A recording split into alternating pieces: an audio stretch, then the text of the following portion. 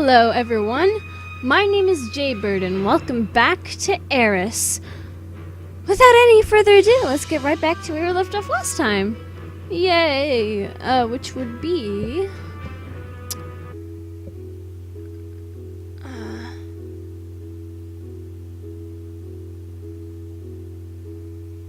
Okay.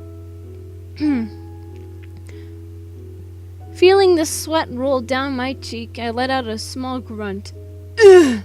As I take a decisive step forward, fainting to the left.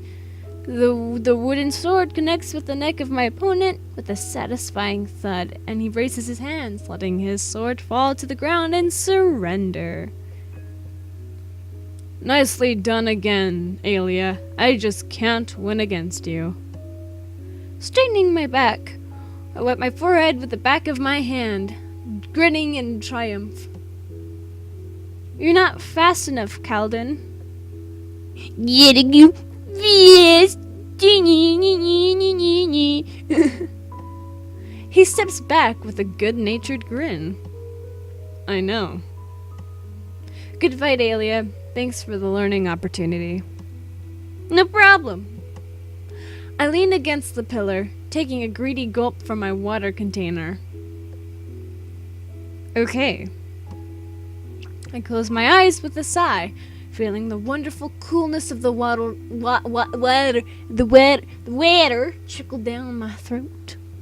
Ooh. You know what a feeling I really hate? I just don't know why. The feeling of drinking really, really cold milk, because I can feel it go all the way down my throat, and I can feel it dropping into my stomach, and every time that happens, I get grossed out. I'm just like, ugh, ugh, ugh, ugh. I mean, I'm glad you're making it to your destination, but please don't enlighten me on that. Ugh. I don't know. Does anyone else get grossed out by that? Because I get kind of grossed out by that. I don't like feeling that. Yeah. Slacking off again, Alia? Opening one eye lazily, I stick my tongue out at Evra, eliciting a laugh from her.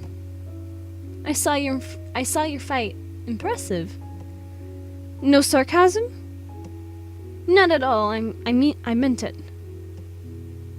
Unconsciously, I stand a little straighter, happy to receive praise from the warrior I've always looked up to, and also dated, and also got rejected by, and also got told that I was an AI by, but you know, whatever.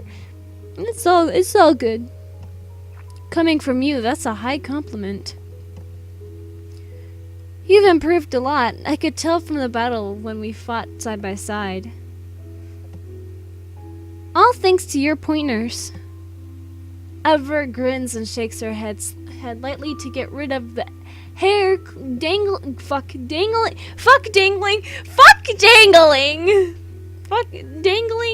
of her eyes.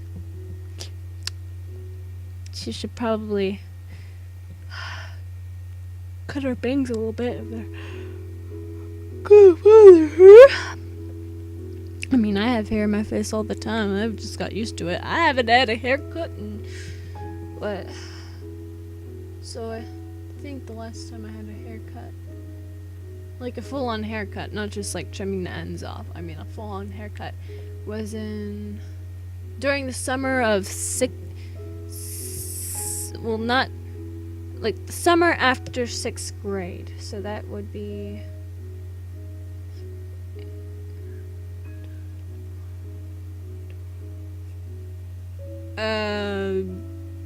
wait, fuck.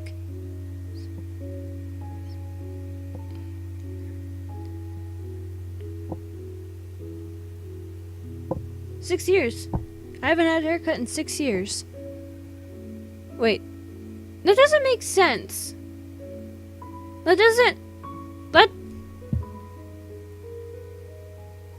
It's not 3 years.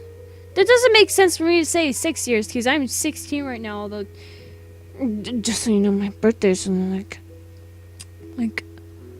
a week from now. Well, not now. A week and a day from now. Just so you know. I think. No. Wait, no. 11 days. So that's like a week and a few extra days. Okay. Okay. That's a weekend. Whatever. But yep. That doesn't make sense though. I like how I'm like just stopping playing the game to talk about my hair. Fuck you, game! My hair is more important than you. Cause like 6th grade.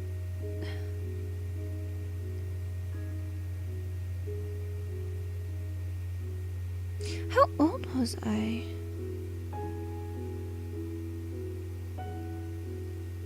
Hmm.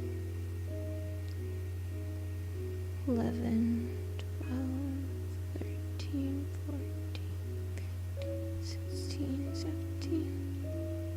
Okay, I guess I was right. It has been 6 years. God damn. 6 years. Jesus Christ. Yep. Whatever. Anyways, we're playing a game, aren't we? Want to spar with me, Alia? It's been a while since we've done that. I'd lose as usual. With that attitude, you would. True. If you go into something thinking that you're expecting the worst possible outcome, then chances are you're going to get the worst possible outcome because you're already putting yourself down in the first place. But if you go into something thinking, "Oh, I'm gonna achieve greatness by doing this," you might get there. Now, sometimes you might not, but the good thing, the most important part is your attitude to approaching things, like dating. If you think this girl's gonna reject you and you go into it thinking she's gonna reject you, chances are she might reject you. Unless that is, if it's in person, if it's online, that might be a different issue.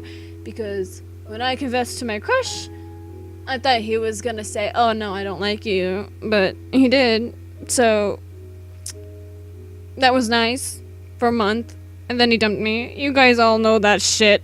You guys all know what happened. It's all recorded. I've been doing this for months. Y'all know by now. It's so stupid when I look back at it, honestly. Love does crazy things to you. Like really retarded crazy things. I hope he's still not subscribed to my YouTube channel. It's gonna be awful. Unsubscribe, please. I block you. Swallowing another mouthful of water, I toss the container aside and twirl the wooden sword in my hand. Don't let her, Jesus Christ. Fine, you're on. Evera's grin widens, and she easily catches the wooden sword that someone throws to her. Ready? As ready as I'll ever be. Before the last word is even out of my mouth, Ever charges at me with an attack, which I only barely manage to deflect, stumbling back from the force. Oh no! I let out a breathless laugh, shaking my head at her. Trying to catch me off guard? You never change. Nobody waits for the evil boss to finish giving his speech before attacking real battles. Oh, that's a reference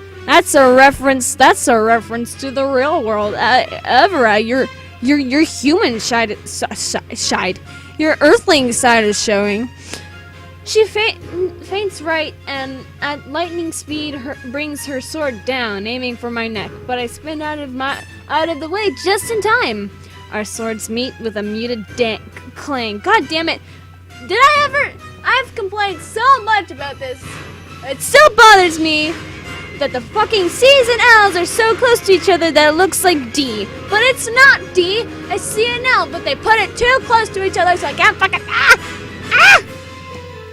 As we continue to duel, I should just write a letter to the developers. I'm like, can you put just a little bit of extra space between the letter C and L in your text, please? Because it looks like a D, and it's really frustrating.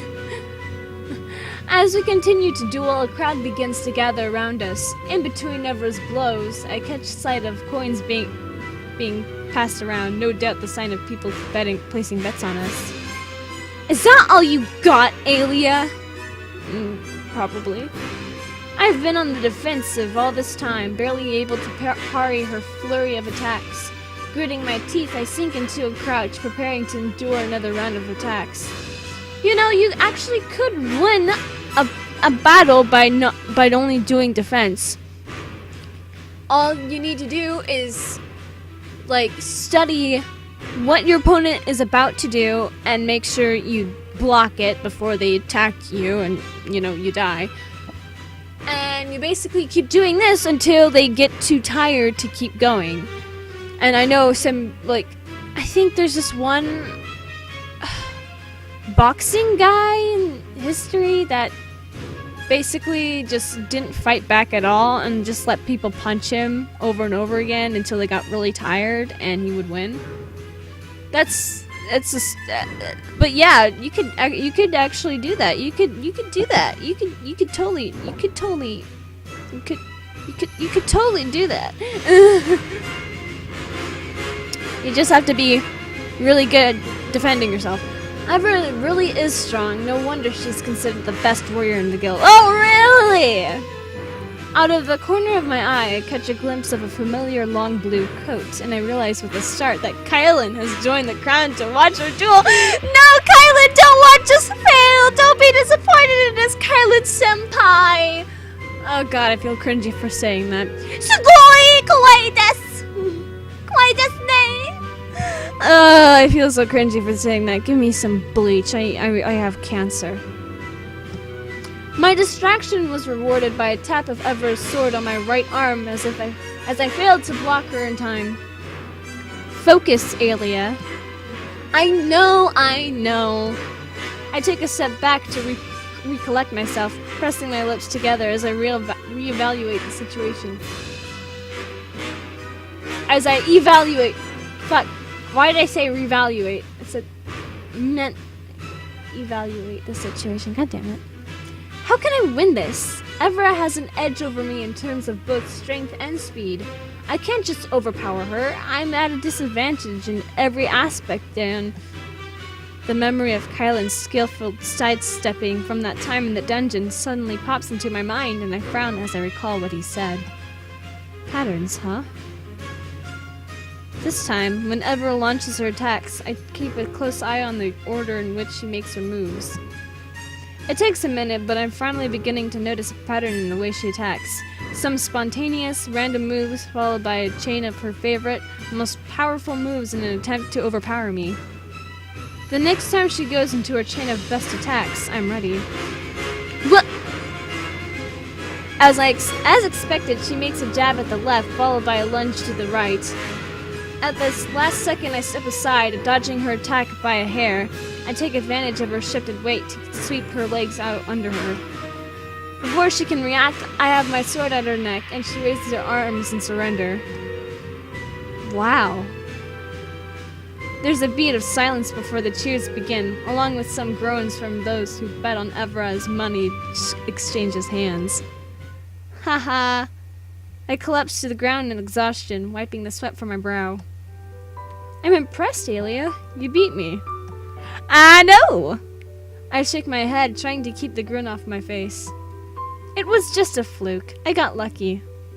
No, you didn't. You fucking beat her. You fucking beat her, stupid ass! Just kidding. No, you beat me fair and square. Even she's agreeing with me. You caught me completely off guard and timed your counterattack well, but it won't happen again. I'm going to win next time. I'd love to learn from you again. Let's spar again sometime. Ever gives a good-natured grin and nods before walking away, whistling under her breath. I fumble for my water container as I take a long gulp. A familiar voice sounds in my ear. Oh. Hey, baby. Let me smash. Is that gonna be what it is? Impressive indeed. That was quite a smart move. I beam at Kylan before taking his outstretched hand and clambering to my feet with his help. How do I respond to Kylan's praise? That was mostly luck. I guess my practice paid off. I learned from you.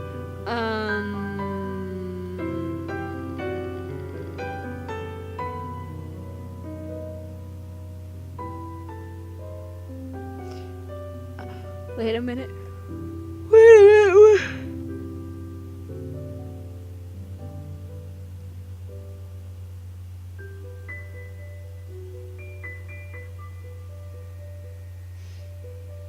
a minute. Wait a minute.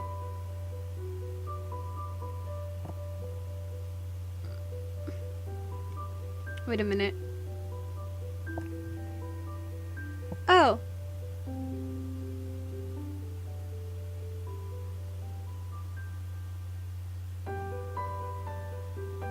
Oh, okay. This would be, I guess my practice paid off.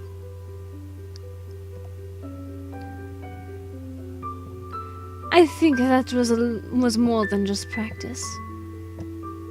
I saw how you were waiting for the right moment to strike. That was very impressive, being able to think on your feet like that against such a difficult opponent. Impressive. I have a feeling Kylan does not give out sincere compliments often, and I can't help but preen in pride. Preen? I've never heard that word in my life before. Am I saying it right? Is it pren? No, it's preen. It's 2 E's, right? That's the rule, right? 2 E's makes it E sound and not a E sound. Preen and pride. I'm not all brawn and no brains, you know? I may be a warrior instead of a mage, but I don't rely on pure strength either. I guess I might have underestimated you. Let that be the last time you do so.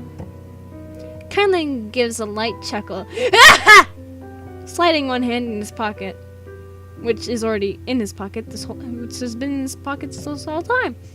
Of course, you're right. I apologize.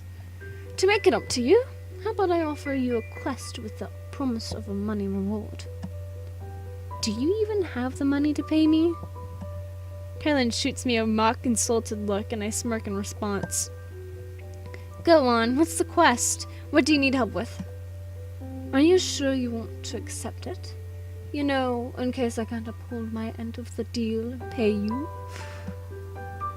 Then I just have to kidnap you and sell you off to get the money you owe me. Or you could just kidnap him and keep him to yourself.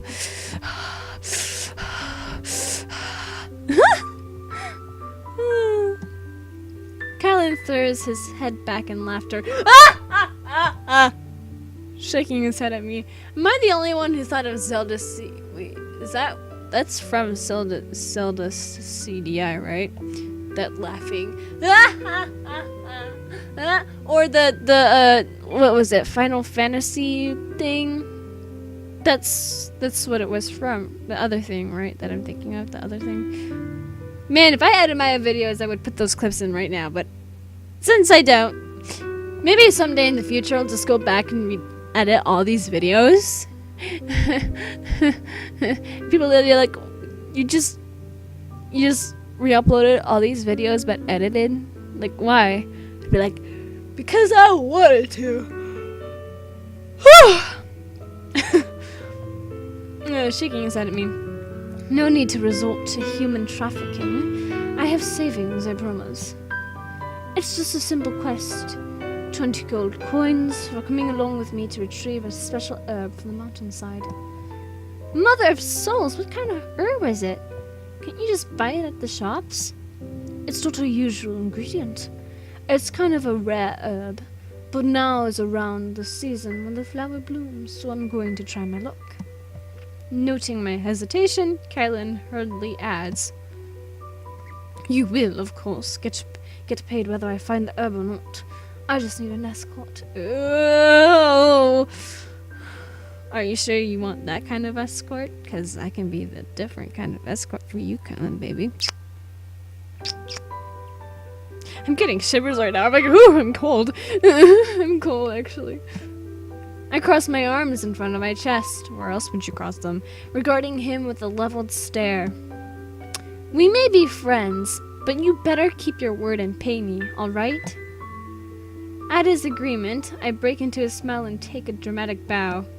Then it's a deal. I'm happy to be at your service. Kylan is surprisingly quiet today as our journey continues, his nose burrowed in the pile of scrolls in his hand even while we're walking along the path. He doesn't even seem to notice the way I keep sneaking peeks at him, trying to catch glimpses of what is written on the scrolls. Unfortunately, although I eventually succeed, I quickly realize with disappointment that everything on the scrolls is written in a different language, so I'm unable to make out a single word. Unable to stand the silence any longer, I finally let my curiosity get the better of me and asked the question on my mind. So, what do you need the herbs for? Finally, for the first time since we've left the guild hall, Kylan lifts his head to look at me and almost stumbles back in surprise at how close my face is to his. Ah. Gods, what are you doing? What do you want to know? I prod him with the handle of my sword, giving him a playful glare. I hope you remember that you've promised to look into the source of my ailment, and you've yet to find out the cause. So don't you dare give up and jump to another research. Kylan stiffens, and his gaze returns to the scrolls in front of him. I know, I don't forget anything. Wow, someone's arrogant. Not arrogant. It's the truth. I have a perfect memory. I tilt my head, gauging his expression to try and decide if he's lying or not. Eventually, I'm convinced by his utterly solemn expression. It may be the truth, but you're still arrogant for bragging about it like that. I glanced at him up and down out of the corner of my eye, envy uncurling in my chest.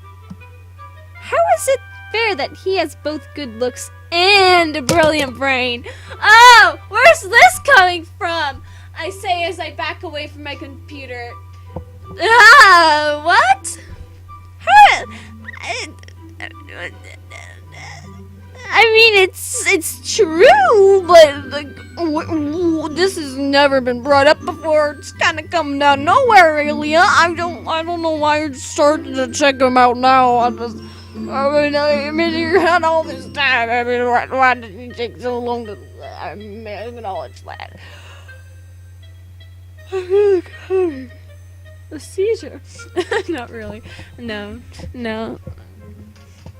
I'm an aneurysm. Do I have something on my screen? Oh, I do. Gross. Anyways. Someone must have been blessed by Iona. What, is that a god? What now? Who's that? You don't know about Mother Iona? What, do you live under a rock? Yes! Kylan rolls his eyes at my incredulous stare, lowering his scrolls. I come from a different part of the land, remember? Why would I know your laws and tales? Uh-huh. I'm sure that's why. Totally not because you're the type to spend all day with your nose buried in your scrolls and books, too absorbed in your research and ideas to care about something as pointless as folklores. I have no idea what you're talking about. I was not a hermit. I was a vassal once, remember? Noting Kylan's slight stutter, I smirk in triumph. I was right, wasn't I? Of course not! Oh, look, he's got the little anger mark on his cheek. Ew, he's a mad boy. He's a mad boy. I'm gonna take a screenshot of just his face. He's a very mad lad. He's a mad lad! Look at this mad lad! Oh god, look at this mad lad. Oh, yeah, he's so angry. Oh, of course not. If you keep on denying it, then prove it. What lores and tales do your people have? I'll tell you about Mother Iona if you tell me about your homeland. I've never seen Kylan stammer this much before, and I can't help but giggle in glee. Finally, I've claimed my victory over this arrogant, annoying know-it-all. I've got one. Do you now? I can't wait to hear all about it. I am thoroughly enjoying the look on his face that reminds me of a child caught with his hand in the cookie jar. Yes, I do. Callan's footsteps slow to a halt, and I pause next to him, leaning against a tree and regarding him with anticipation.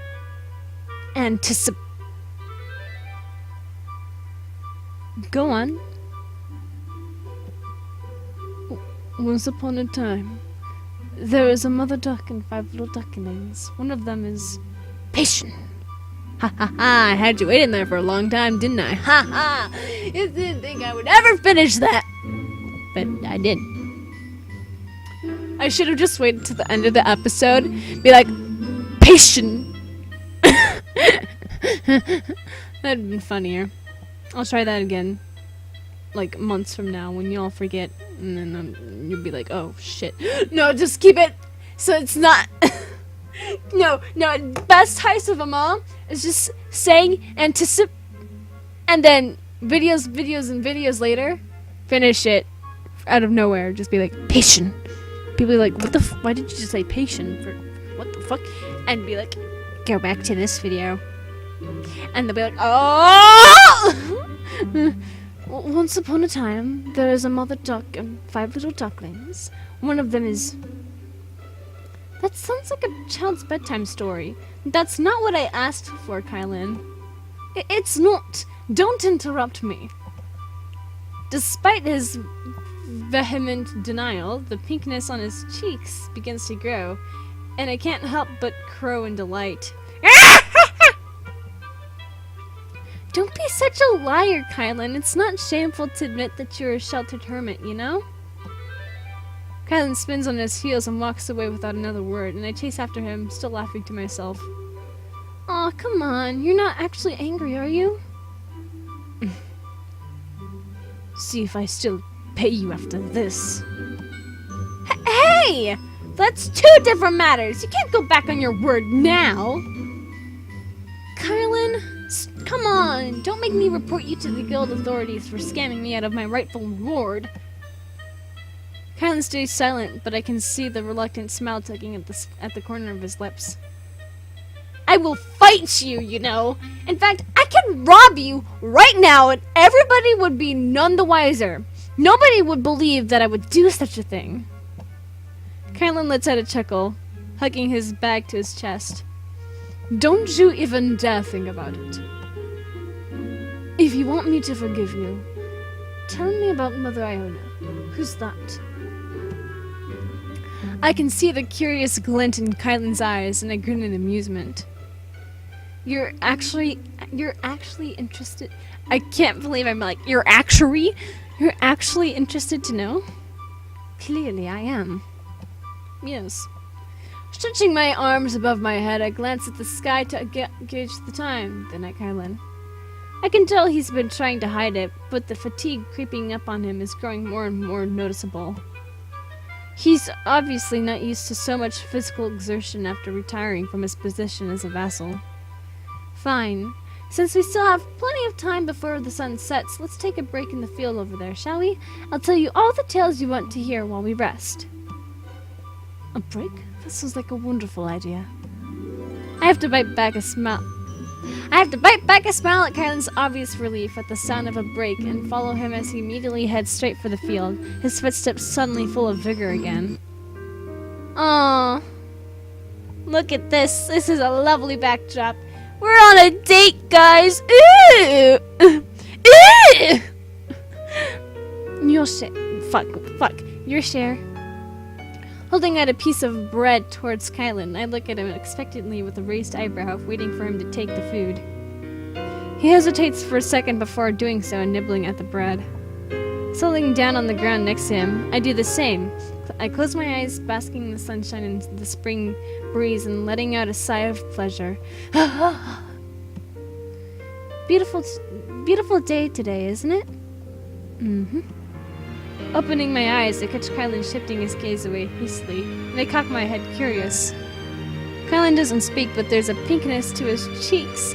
Oh, look at that! You can't really see it, but he is, boys! He's blushing! Ooh!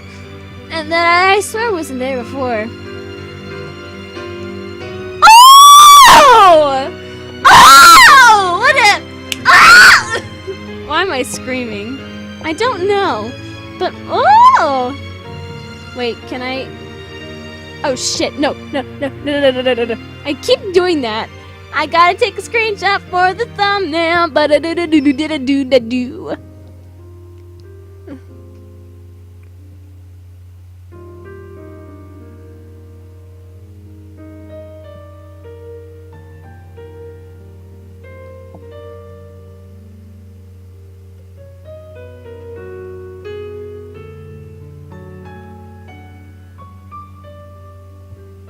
Oh, how cute. So cute. Smiling to myself, I turn my attention to the scenery around us, admiring the grassy green field stretching endlessly before my eyes. What a beautiful place. Before Kylan can reply, I grab his arm with a gasp of delight, pointing at the tiny dots of color swaying in the wind in between the blades of grass. Aren't you supposed to be telling him a story? Or telling him about Mother Iona? Come on. Look, little wildflowers. Aren't they just adorable and pretty? You like wildflower. You like wild... You like... I can't understand you with your accent. You like wildflowers? Who doesn't?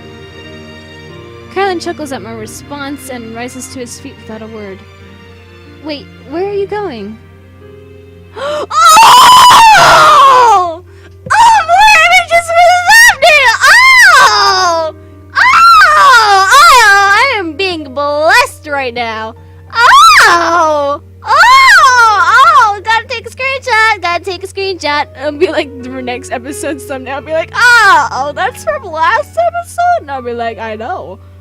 I gotta use it though. I gotta use it somehow, you know. My fam.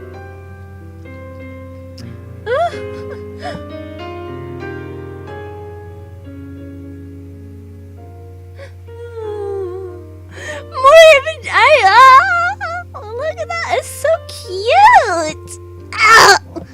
He doesn't reply, merely walking up to one patch of wildflowers and bending down.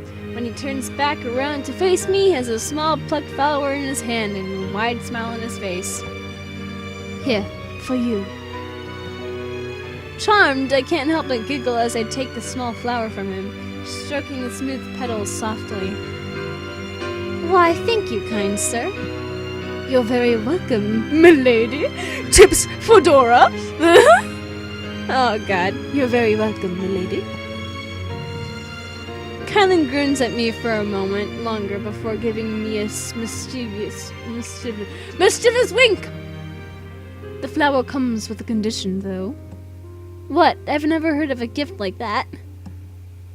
Don't worry, it's an easy condition to fulfill. Kylan, we're moving too fast. Boy. I mean, I know you're cute and you blush, but come on, boy. You gave me a flower, but boy. You have to give me. Oh no. What if he says you have to give me your flower, and by flower I mean your virginity. Time to deflower your flower, Aelia. You promised to tell me your tale. Oh, it was either that or that. You know, whatever. Okay, I was close. I knew he was gonna say that. Honestly, I just wanted to fucking say shit. Kylan's urging reminds me of a bright-eyed child, eagerly awaiting a bedtime story at night, and I have to hide my laugh with a cough. I know. I was getting to it. Or did you forget already? Of course not. I swat Kylan's arm playfully when he chuckles. Hush, I'll get to it now. Do you know who Mother of Souls is? I've heard of her name being invoked as an exclamation, but no. I don't really know who that is. I assume she's a goddess? Not exactly. According to ancient tales, there were once two powerful enchantresses with unrivaled magical powers and abilities. They were also sisters. The elder sister was called our Aureli. I don't know how to fucking say it. Aureli. While the younger was Iona. Because of their immense power, they naturally rose to the top of the country and ruled over all the lands together. Thankfully, they were of kind and loving nature, so their reign was peaceful and the people loved them. All was well. Taking another bite of my bread before continuing, I lower my voice into the conspirational whisper that I've heard storytellers use when huddled around the campfire. Let's gather around the campfire and sing our campfire song, our CMPFIRESONG song. I'm sorry. That was until the day Ariel's adopted son, her most trusted advisor, betrayed them. The son had colluded with the enemies from a different realm. Although the enchantresses managed to drive the invaders away, they could not save their land or their people in time. Their world was destroyed, reduced to nothing but burnt, barren pieces of land. The enchantresses were the only survivors. In one night, the civilization fell. Kyla leans forward, clearly intrigued. How was the world destroyed? What firepower did both sides have? Was it actually destroyed or just an exaggeration? I don't know. I'm just repeating the tale I heard. I'm not making details up to satisfy your curiosity. They are important details, Alia. You can't just leave holes in a story if you expect it to be believed. That is very true. I roll my eyes at him, crossing my arms in front of my chest. Where else would you cross them? Behind your back? That'd be very painful. Unless you're very flexible, then go ahead and do it. Try it. I'll try it right now. I'll try it right now. I feel like I'm wearing a straitjacket. Sort of. Oh, it's not that bad. Kinda hurts a little bit, but I mean, it depends on how much you're crossing them. If you're tightly crossing them or just loosely crossing them. Because tightly crossing them, that's where we have an issue. But anyways, do you want to hear the story or not? Stop interrupting me. All right. I apologize. Please continue. I give him one more glare to make sure he won't suddenly chime in with his questions and remarks before returning to the story. Where was I? Right. So, faced with the agony of their failures as rulers and the countless deaths of the people, the enchantresses decided to make amends the only way they knew how. Iona, the little sister, created little figures from mud, and using all her magic, taking from her own life essence, she breathed life into the figures. Ariel retrieved the lost souls of the people who died in the war, and using her life essence as a thread, led the souls into new living bodies, Iona's creations. Together they revived their people and expended all their life essence doing so. Ever since, Iona has been called the Mother of Life, while Iona is the Mother of Souls. They're worshipped all over AIRIS. Since Ariel was born... and it's probably not Ariel, but I don't care. Was born in spring and Iona was born in autumn. We speak of Mother of Souls in the first half of the year and Mother of Life in the second half. Nodding in satisfaction at my brilliant retelling of the age-old tale, I shoved the rest of the bread in my mouth. So there you have it. There's a beat of silence before Carlin remarks in a dry tone. That's the silliest version of the story to explain the origin of the world that I've ever heard. Hey, don't insult the mothers or else you'll be damned for eternity. It just doesn't really make sense. There are so many unexplained plot holes. Oh my god, he is like the stereotypical atheist. I mean, I'm an atheist. But like, you know, the ones who wear fedoras and say milady. You just fucking said milady and tips fedora. Checkmate. Checkmate. 1. Atheist 1, Christian 0. I don't know. And why would the people praise and worship the sisters when they were the reason of civilization from the first place? They made a mistake in trusting the wrong person and failed to protect the world. Popping a biscuit in my mouth, I shrug. Popping a biscuit? I'm gonna pop a biscuit into my mouth. They set things right. They even gave up their lives to do so, and that's very admirable, isn't it? It's a beautiful story about sacrifice and redemption. I expect Kylan to argue, but he goes strangely silent, an odd look in his eyes. Redemption, huh? Ah, tiny little text. You thought I couldn't see you, but I can. Yep. Kylan meets my eyes with a startled gaze, probably not expecting me to hear his quiet mumble. I grin in response. Besides, the tale of the mothers isn't to explain how the world came into existence, explaining how the world was reborn from the ashes. We have a separate story for the origin of the world.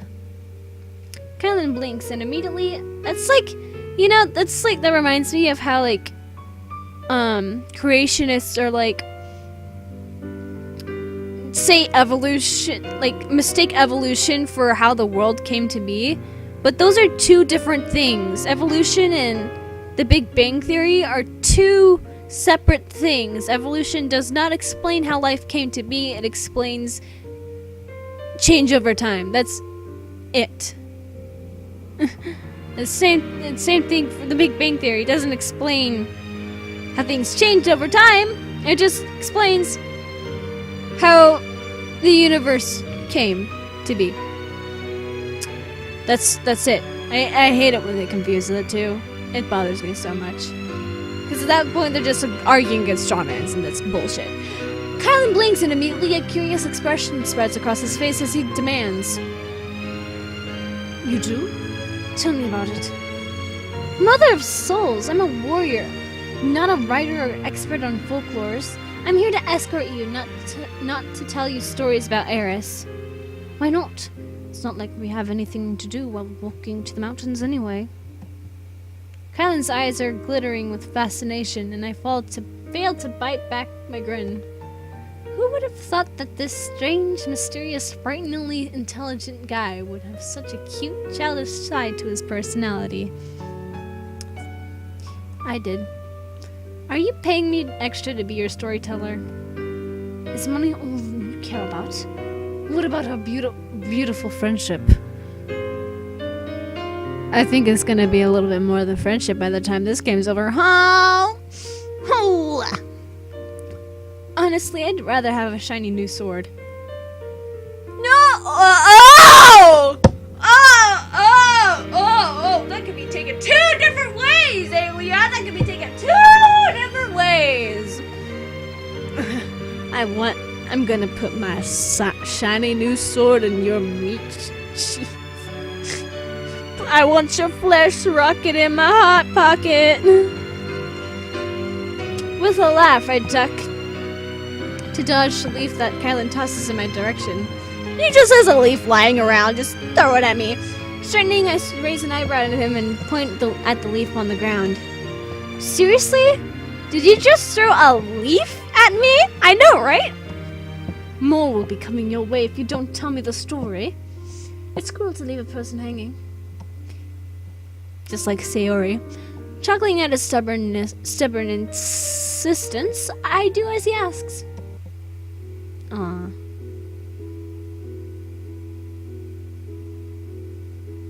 I turn the sword in my hand, smiling at the way the morning light glints off the metal. Wow. It appears we got the new sword after all. With that being a thing, I'm gonna end this episode. If you guys enjoyed this episode of AIRIS, leave a like down below, leave a comment down below, share it with your friends, subscribe if you haven't, ring that notification bell, and remember, die safely. Bye-bye!